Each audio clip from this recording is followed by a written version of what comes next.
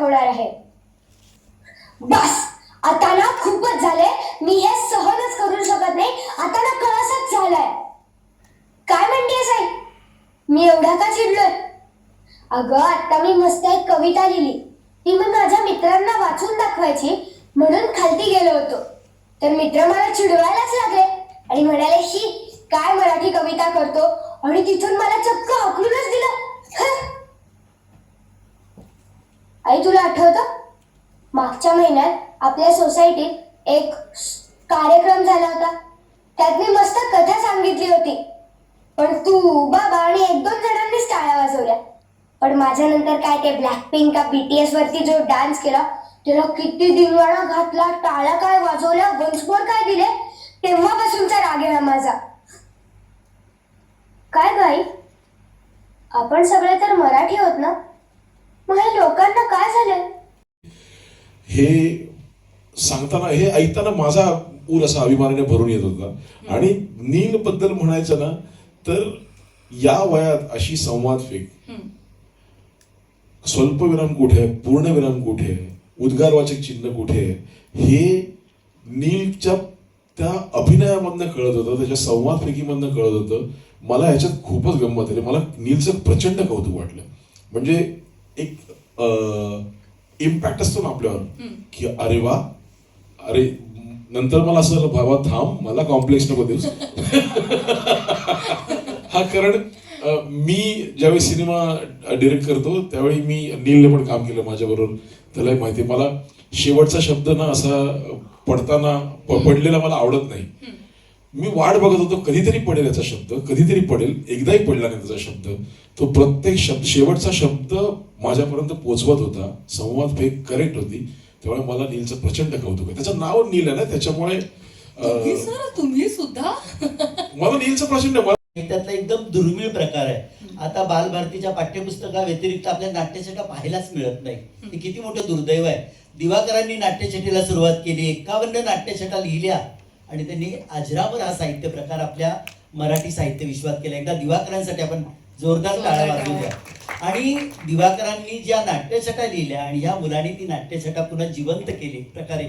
आणि नाट्यछटा जिवंत करताना मराठी भाषा त्याच्यासाठी काय आहे, जे त्यांनी त्या संवादातून सादर केले ना, अफलातून होतं खरं तर. तो म्हणाला, मराठीतले कितीतरी साहित्य प्रकार त्यांनी सांगितले, की मराठी भाषा कविता आहे, माझ्यासाठी गोष्ट आहे. जय महाराष्ट्र माझा, गरजा महाराष्ट्र माझा. तनांमध्ये अन्ना म्हणजे मोठा भाव. इथे सगळे ज्यांना भाजी आणा, दूध आणा, हे आणा, ते आणा, सर्वांना. सोसायटी मधल्या एक आजी एकदा मला बोलल्या, काय ग पुरी? मी रडत आईला विचारलं, आजी मला जाडी का बोलली? आई मला बोलल्या, तमिळमध्ये पोरी म्हणजे फुगलेला दांडूल, पण मराठीमध्ये पोरी म्हणजे गोड मुलगी. एकदा सेजाच्या काकू जोरात ओरडल्या, पाल पाल. मी घाबरले. आईला काय आहे माझ्यासाठी मराठी आणि काय आहे तुमच्यासाठी मराठी? माझी मराठी की आपुली मराठी? शब्द पडता कानी जेव्हा जन्म मी घेतला, शब्द पडता कानी जेव्हा जन्म मी घेतला, कुशी मायेच्या त्या झोपुनी बाळ ऐकतो मराठी.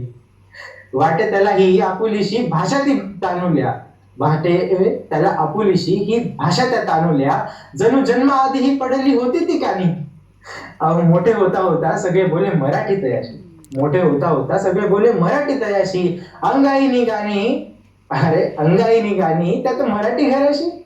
आई बाबा भांडे शाळा इंग्लिश की मराठी, आई बाबा भांडे शाळा इंग्लिश की मराठी.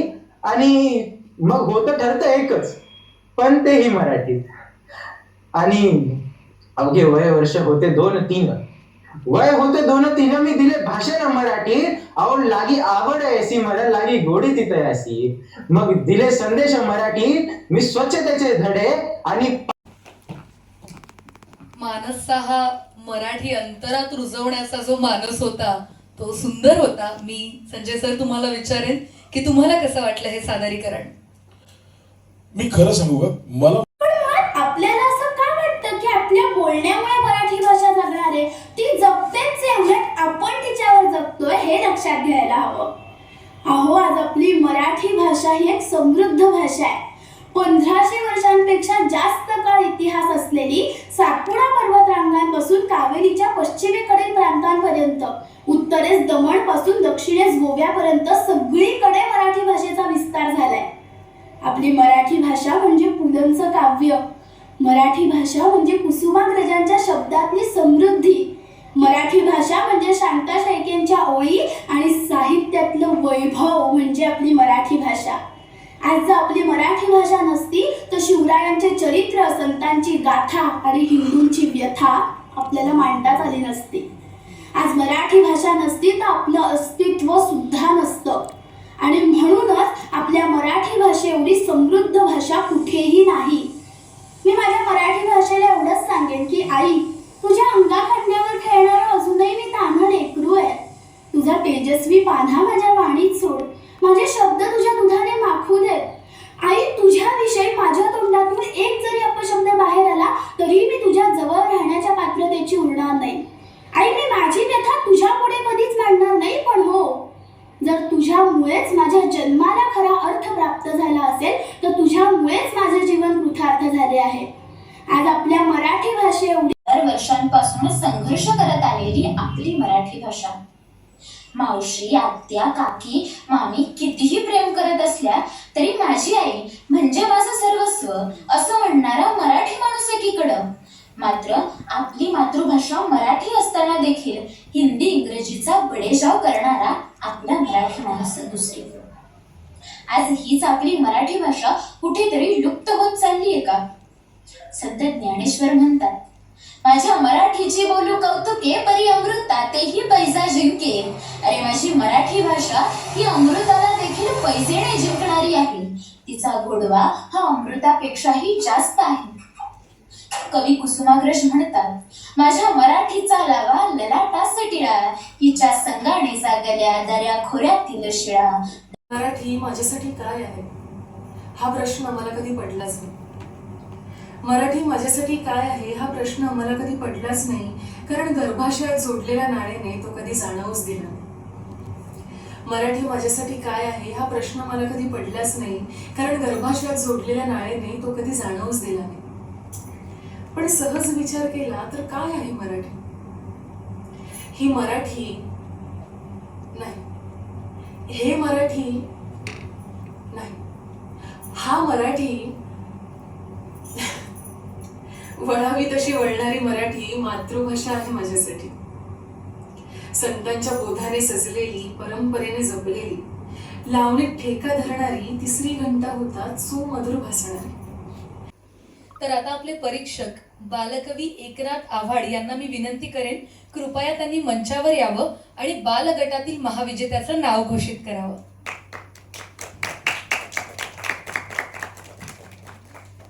सर या. नमस्कार. नमस्कार. तर मराठी मूळ प्रस्तुत बोला मराठी पुरस्कार 2026 आणि याच्यामध्ये बालगटामध्ये जो विजयी स्पर्धक आहे त्याचं नाव आहे नील निनाद देशपांडे. जोरदार टाळ्या होऊन जाऊ देत नील देशपांडे ह्याच्यासाठी, कारण त्यांनी नाट्यछटेच्या माध्यमातून मराठीची महती सांगितली. नाट्यछटा हा दुर्मिळ प्रकार त्यांनी सादर केला, त्यामुळे खरंच त्या मुलाचं कौतुक आहे. त्यामुळे नीलसाठी पुन्हा एकदा त्याचं अभिनंदन आणि त्याच्या पुढच्या उपक्रमासाठी, पुढील त्याच्या इतर स्पर्धांसाठी आपण त्याला मराठी मूळतर्फे खूप खूप शुभेच्छा देऊया. नक्कीच. धन्यवाद सर. साधारण या सगळ्या एकंदरीत या संकल्पनेविषयी आम्हाला थोडीशी माहिती. खरं तर मराठी मूळ यांनी प्रस्तुत केलेला हा बोला मराठी पुरस्कार सोहळा आणि या पुरस्कार सोहळ्याचं परीक्षण करण्याची संधी मला मिळाली. त्याचा एक वेगळा आनंद एवढ्यासाठी आहे की लहान गटापासून अगदी महाविद्यालयीन विद्यार्थी, प्रौढ गट या सगळ्यांना एक मोठं व्यासपीठ खुलं केलेलं आहे. मराठी मूळने जे व्यासपीठ खुलं केलेलं आहे आणि या व्यासपीठाच्या माध्यमातून ही सगळी मंडळी मराठी भाषा दिनाच्या निमित्ताने मराठी भाषा आपली केवढी समृद्ध भाषा आहे, किती विविधतेने नटलेली आहे, किती बोलीभाषांचा त्याच्यामध्ये सहभाग आहे, हे ते मुलं त्यांच्या त्यांच्या पद्धतीने सादरीकरणातून, काही स्क्रिप्ट लिहून, काही कवितेतून, काही नाट्यछटेतून, काही कथाकथनातून सादर करतायत. त्यामुळे मुलांना पूर्ण देशातल्या लोकांना आणि देशाबाहेरच्या मंडळींनासुद्धा एक मोठं व्यासपीठ मिळतं आहे, याचा मला आनंद आहे. त्यामुळे मी मराठी मूळचे आणि त्यांच्या ह्या बोला मराठी या स्पर्धेचे मनापासून अभिनंदन करतो. त्यांच्या या उपक्रमाला शुभेच्छा देतो. सर, तुम्ही स्वतः इतके मोठे साहित्यिक आहात आणि आपली मराठी भाषा मायबोली मराठी भाषा आहे. एकंदरीत आता जे सगळं वातावरण दिसतंय मराठी संघर्ष आणि या सगळ्या गोष्टी ज्या घडत आहेत, त्याच्यानंतर एक साहित्यिक म्हणून आणि एक मराठी भाषिक म्हणून तुम्हाला काय वाटतं? तुमचा हा सगळा एकंदरीत याच्यावरती काय म्हणतो? मला असं वाटतं की प्रत्येक माणसाने मराठी ही भाषा केवळ उत्सव किंवा आपला जागतिक मराठी भाषा दिन हा केवळ उत्सव म्हणून एका दिवसापुरता साजरा न करता तो आयुष्याचा आपला भाग बनवला पाहिजे. मी सगळ्या मराठी बांधवांना एवढं सांगेल की प्रत्येक महिन्याला आपण जेव्हा जमा खर्च करतो हिशोबाचा, की बाबा किराणा मालाचे एवढे पैसे, घराच्या बिलाचे, लाईट बिलाचे एवढे पैसे, तर आपण पुस्तकांसाठी सुद्धा काही पैसे राखून ठेवले पाहिजे. आणि मराठी भाषेतली पुस्तकं दर महिन्याला आपल्या घरात आली पाहिजे. लहान मुलांच्या हातात पुस्तक दिलं पाहिजे. आपली मुलं वाचत नाही असं आपण म्हणतो, पण आपण त्यांना वाचताना दिसतो का? त्यामुळे घरामध्ये मराठी भाषेचं पुस्तक जर आलं, मोठी मंडळी वाचताना दिसली, तर मुलंसुद्धा नक्कीच आपलं अनुकरण करतील, वाचतील. त्यामुळे मराठी भाषा जर आपल्याला येणाऱ्या पिढीमध्ये रुजवायची असेल, वाढवायची असेल, फुलवायची असेल, तर मोठ्यांनी आपल्याला मुलांना पुस्तकांकडे नेलं पाहिजे, पुस्तकांपर्यंत नेलं पाहिजे, त्यांना पुस्तकं हाताळू दिले पाहिजे. आणखी सगळ्यात महत्त्वाचं एक लेखक म्हणून मला वाटतं की आपण मराठी भाषेची सुरुवात आपल्या घरापासून केली पाहिजे. आपलं स्वतःचं मूल आपण मराठी भाषेच्या शाळेत का घालू नये? अहो, मराठी भाषेतून शिक्षण घेतल्यानंतर ज्या संकल्पना असतात त्या अगदी मुलांच्या डोक्यामध्ये इतक्या फिट्ट होऊन जातात की ते विसरत नाहीत. आणि म्हणूनच मराठी भाषेतून मिळालेलं शिक्षण हे मुलांच्या आयुष्यात चिरकाल टिकणारं आहे. मराठी भाषा ही केवळ भाषा नाही, तर ती आपलं अस्तित्व झाली पाहिजे, आपला आत्मविश्वास झाली पाहिजे असं मला वाटतं. शेवटचा प्रश्न असा की ही चळवळ जी सुरू झालेली आहे ती डिजिटल स्वरूपाची आहे, ऑनलाईन क्रांती आहे एक प्रकारे. सो या ऑनलाईन क्रांतीचा या संपूर्ण जगामध्ये आता जे काय सगळं ऑनलाईन झालेलं आहे याच्यामध्ये कशा पद्धतीने परिणामकारक ठरतो? मला वाटतं आपली मुलं आता ऑनलाईनच्या पूर्वी करोना होता तेव्हा काय झालं, आपण मुलांना मोबाईल घे आणि अभ्यासाला बस म्हणायचो. पण करोना गेला, मुलांच्या हातातला मोबाईल मात्र गेला नाही. मग मुलांच्या हातात असलेल्या मोबाईलचा आपल्याला चांगल्या पद्धतीने उपयोग कसा करून घेता येईल हे आपल्याला मराठी मूडने आणि त्यांच्या या बोला मराठी या कार्यक्रमाने सांगून दिलेलं आहे. हे उत्तम उदाहरण आहे की मुलांच्या कलाने आपण त्यांना कसं आपण या मीडियाच्या माध्यमातून त्यांच्यामध्ये मराठी कसं रुजवता येईल, कसं फुलवता येईल, आपण याचा उपयोग करून घेतला पाहिजे. ठीक आहे, मुलं गुगल बघतात, मुलं यूट्यूबवर बघतात, मुलं यूट्यूबवरचे व्हिडिओ पाहतात. मुलं गुगलवर पण चांगलं आहे की गुगलवरचे किशोरचे कितीतरी खंड तुम्हाला मोफत वाचायला उपलब्ध झालेले आहेत, जे शासनाने कितीतरी छान छान गोष्टी, छान छान कविता आपल्याला त्या या डिजिटल माध्यमातून मुलांपर्यंत पोहोचत आहे. किंडलवर कितीतरी पुस्तकं आहेत, कितीतरी ईबुकची पुस्तकं आहेत. तर आपण मला वाटतं ही मुलांपुढे उपलब्ध करून दिली पाहिजे. मोबाईलच्या माध्यमातून सुद्धा केवढं मोठं चांगलं जग मुलांपुढे उभं राहू शकतं हे मोठ्या मंडळींनी, पालकांनी मुलांना दाखवून दिलं पाहिजे. कारण मला वाटतं आजची ही लहान पिढीच उद्याचे भारताचे खरे आदर्श नागरिक आणि आधारस्तंभ होणार आहे. आणि या मुलांमध्ये मराठी रुजवलं, मराठी वाढवलं, मराठी फुलवलं तर आपल्याला या मीडियाच्या माध्यमातून, आजच्या तंत्रज्ञानाच्या माध्यमातून मुलांना आपल्याला मराठीच्या आणखी पुढे नेता येईल. आणि मला वाटतं मुलांमध्ये मराठीची आवड निर्माण करता येईल, पुस्तकांची आवड निर्माण करता येईल. जाता जाता मी एवढंच सांगेन की हे किती तांत्रिक युग आलं, डिजिटल युग आलं, तरी या माध्यमात जरी मुलं रमत असली तरी पुस्तकातून होणारा संस्कार हा चिरकाल टिकणारा आहे. या माध्यमाचा उपयोग करून करून आपल्याला मुलांना पुस्तकांकडे न्यायचं आहे, हे मात्र आपण विसरता कामा नये. खूप खूप धन्यवाद आणि शुभेच्छा.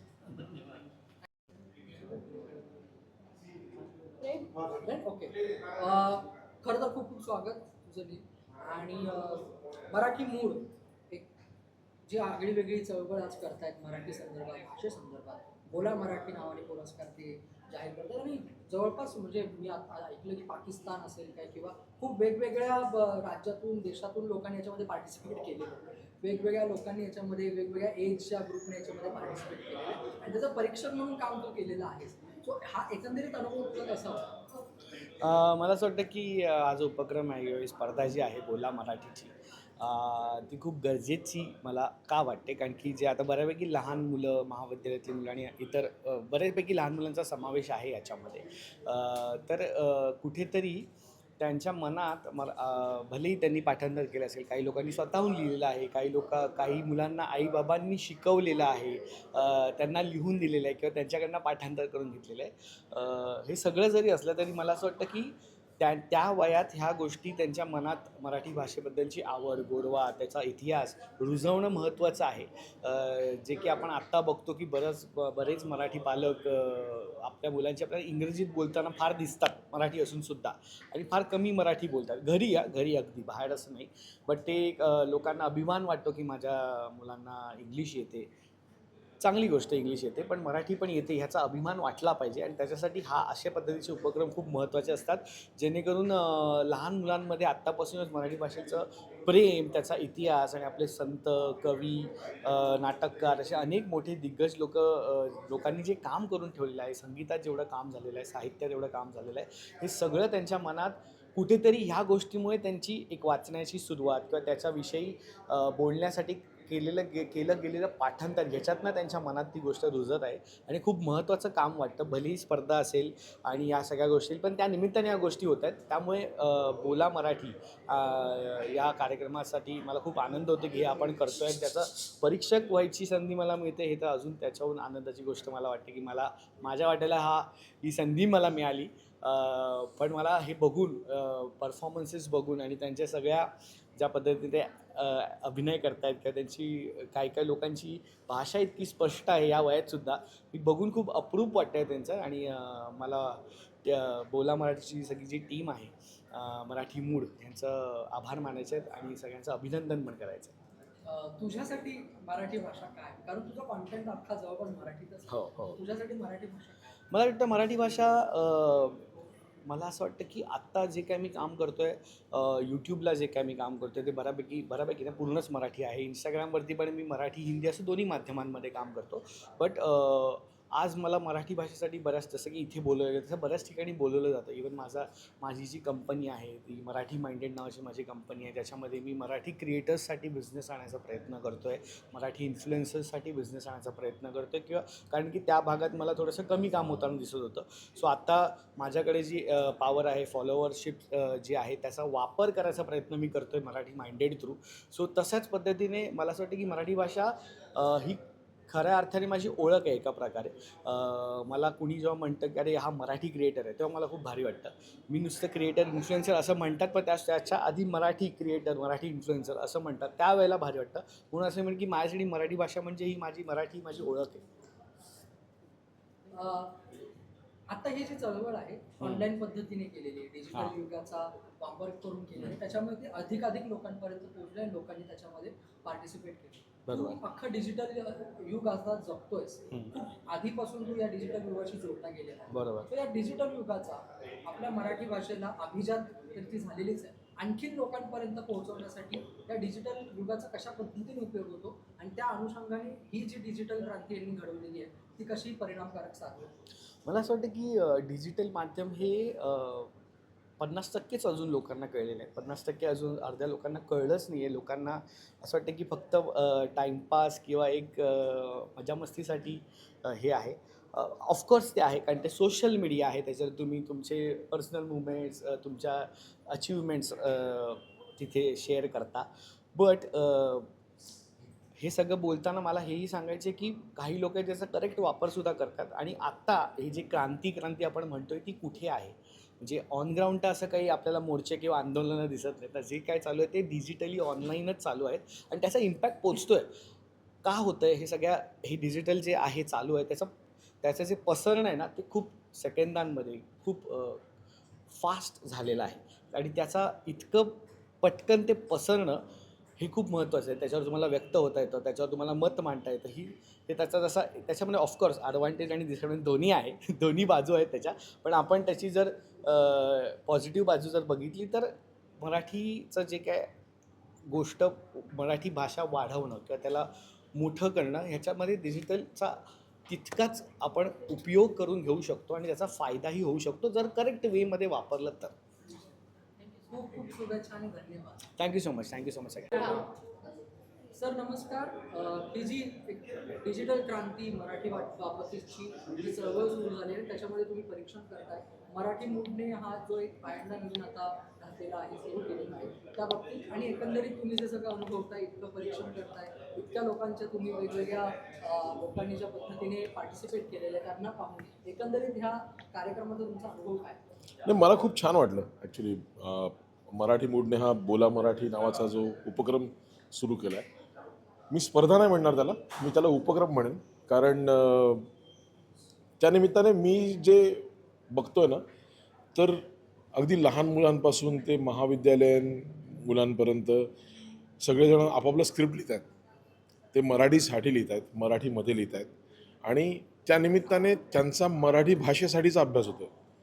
म्हणजे फक्त मराठीबद्दल लिहायचं नाही आहे, तर मराठीचा इतिहास जाणून घ्यायचा आहे, मराठी भाषेचा जो काही अभिमान आहे तो त्यांच्या डोळ्यातनं आपल्याला दिसतो आहे. तर ह्या सगळ्या गोष्टी ना खूप छान आहेत. आणि मला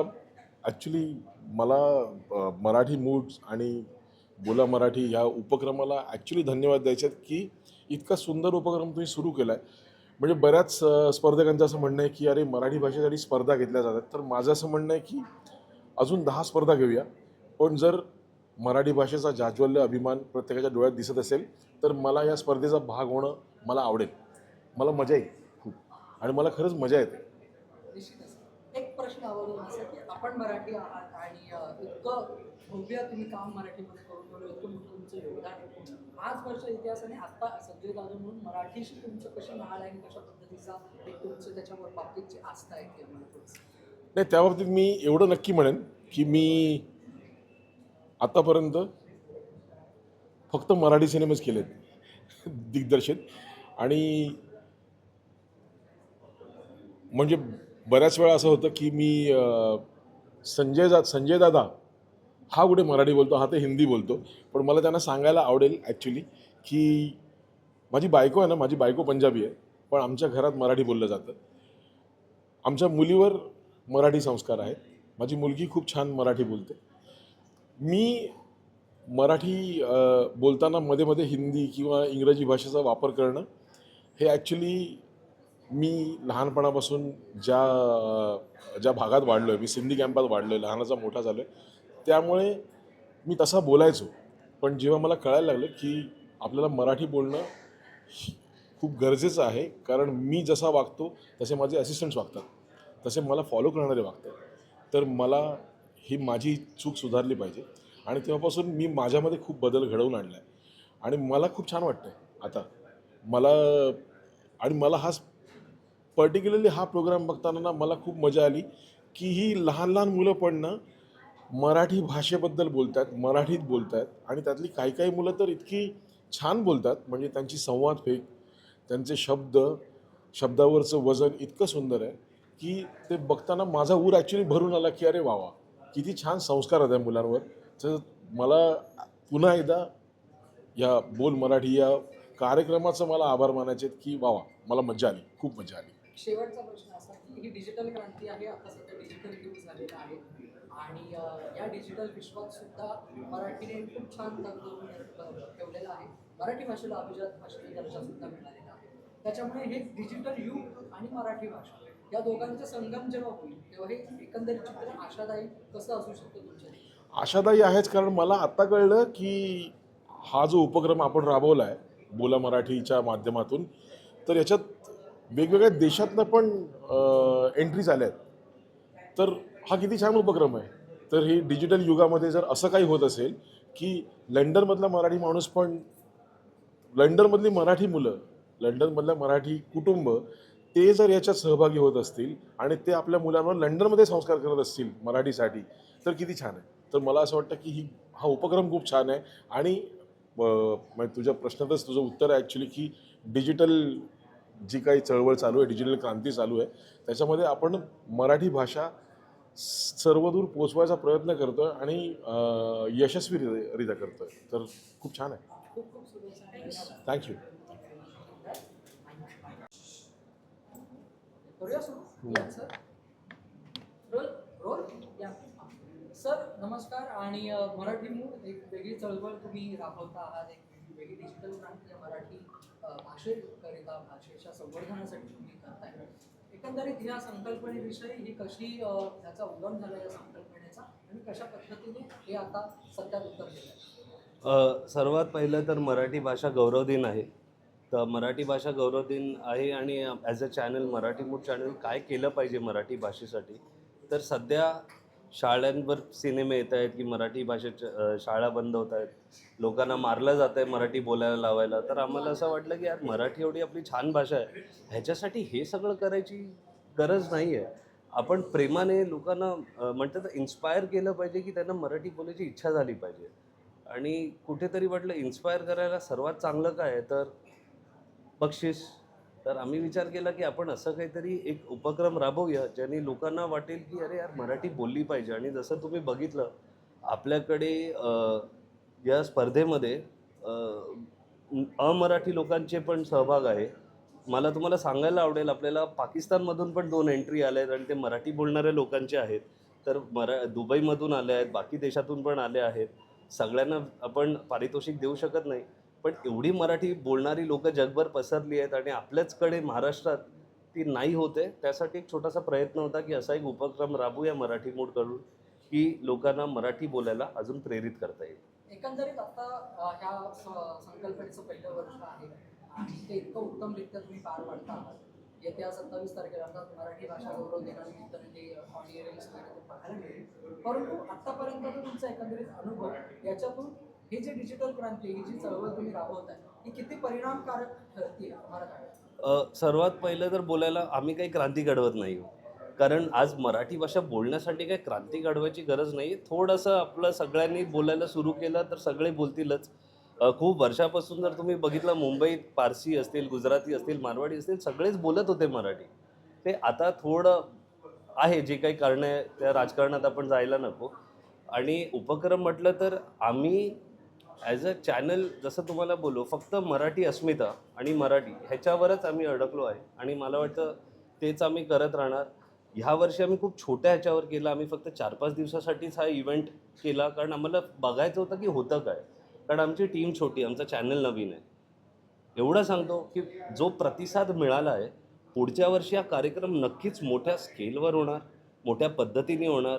ह्या वर्षी जेवढ्या एंट्र्या आल्या आहेत 4 दिवसात, 2 दिवसात, पुढच्या वर्षी मला माहिती आहे आम्ही हा महिनाभर राबवू आणि खूप जास्त लोकांना हा प्लॅटफॉर्म देऊ आणि जास्तीत जास्त लोकांना मराठी बोलायला प्रेरित करू. हेच आमच्याकडून अपेक्षा आहे, ह्याच आमचा प्रयत्न आहे. क्रांती वगैरे काही नाही आहे. खूप खूप शुभेच्छा आणि धन्यवाद. खूप खूप धन्यवाद. थँक्यू.